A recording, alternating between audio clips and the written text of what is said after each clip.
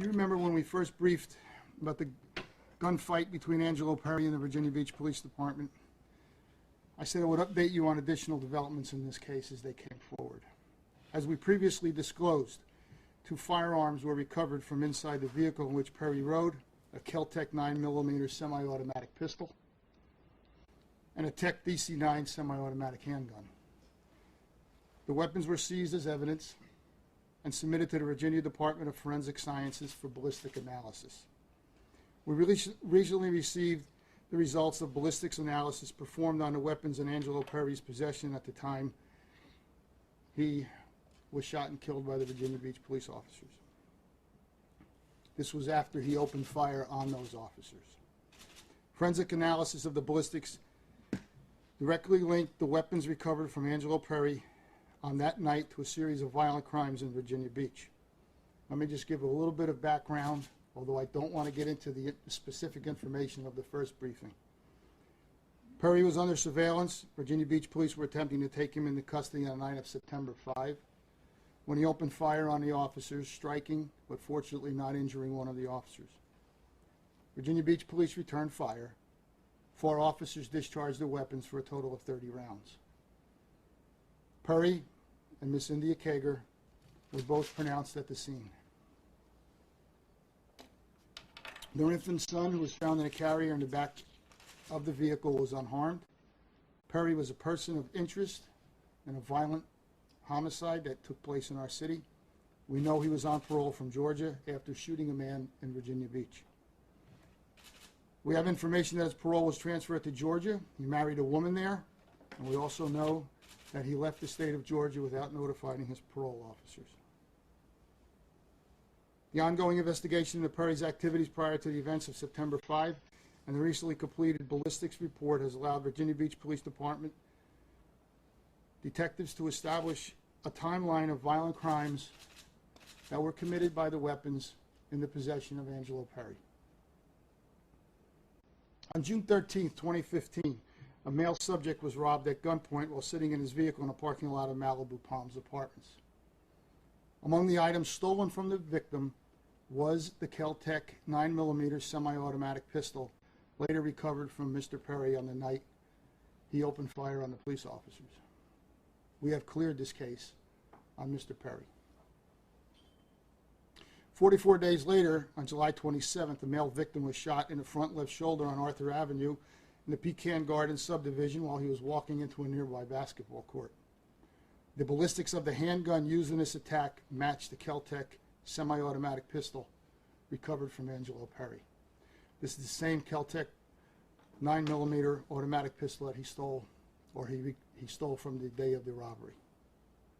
15 days later, on August 11th, Mr. Guy Cuffey was found dead of an apparent gunshot wound to the head outside of his vehicle on Wentworth Drive in Manchester Village Apartments. That's in the Green Run subdivision of our city. As he often did, Mr. Cuffey drove from his home in Portsmouth to pick up his daughter and take her to work so she would not have to walk. He was always concerned about her safety walking late at night. Ballistics were matched to the Kel-Tec 9mm handgun recovered from Angelo Perry. We are continually working on these cases. We do know that this weapon was the one that was used to shoot and kill Mr. Cuffey. We do know this is the weapon that was in the possession of Angelo Perry. We feel confident that we have enough information to close this case in the future. 6 days later, on August 17, 2015, Virginia Beach Police responded to a report of a home invasion robbery on Baker Court in the Hillcrest Apartments section of our city. Male and a female were home at that time. 2 individuals burst into their home by kicking in the front door, pistol whipped the male, and shot him in the hand. The female was shot point blank in the face and severely wounded. Ballistics recovered at the scene matched both the Kel-Tec 9mm pistol and the Tec DC-9 recovered from Angelo Perry. We're keeping this case open as we know that there's a second individual involved. 5 days after this home invasion, robbery, and double shooting, Mr. Devontae Snowden was shot numerous times in the head and chest and killed in a parking lot of Atlantis Drive in the Atlantis Apartments section of our city. Ballistics from that homicide matched both the Kel-Tec 9mm pistol and the Tech DC 9mm semi-automatic weapon recovered from Angelo Perry. Detectives found 15 shell casings at the scene. This will also be an open investigation as there's a second individual involved in this case. 14 days later, on September 5th, when the Virginia Beach police officers attempted to extricate Mr. Perry from the vehicle, they were acting on information from the community, corroborated the fact that Mr. Perry was armed, that he was in our city, and we had definitive evidence he was going to do more violence in our city. Mr. Perry then opened fire on the officers with the same Kel-Tec 9mm handgun.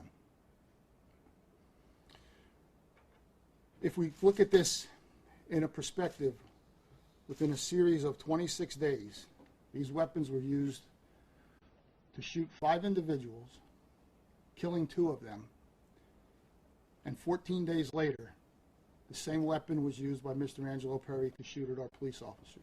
So over a period of 40 days, we have 6 individuals who were shot, 2 of whom are homicide cases. All these cases are directly linked to the guns found in Mr. Angelo Perry's possession. One of the important things that I want to bring up is that we're continually investigating all of these cases. We do feel we have enough information once we screen them to close a number of them. But if our citizens out in the city have any additional information, we are asking them to contact us via the crime line so we could obtain additional information to close out these cases. I want you to know that both the Snowden and Cuffey families were notified that their cases will be closed. We also did notify Ms. Best, the mother of India Kager. We notified the father of India Kager that we will be coming before you to give additional information.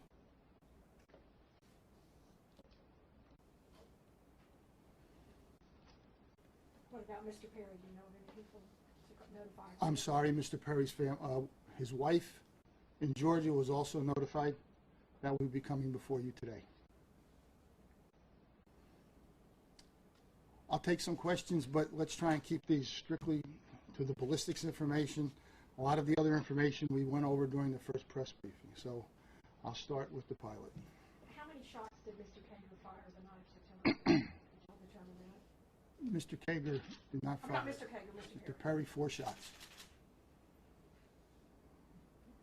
Yes. Just to be clear, I know you said that you've linked the guns to all these other cases. Do you believe he was actually the one firing in all these different cases, or is that still under investigation?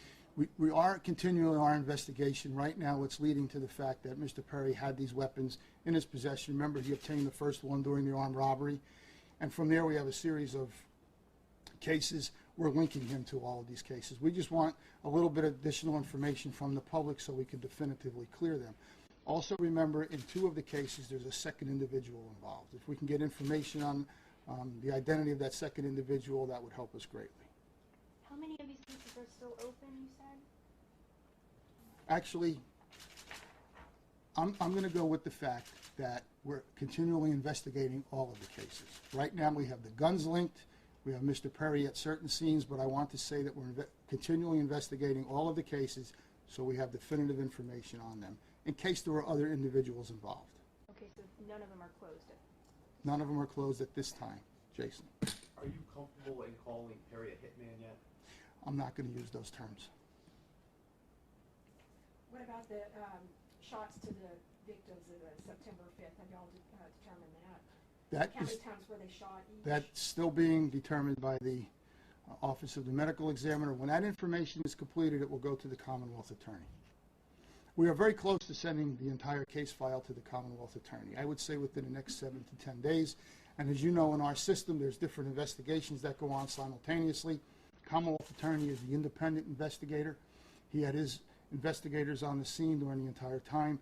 He will then make his decisions at that particular moment in time. We also will begin our internal review. Remember, we're a learning organization. We want to make sure that all of our tactics, all of our procedures that we follow comport with 21st century policing and what we're doing in our city.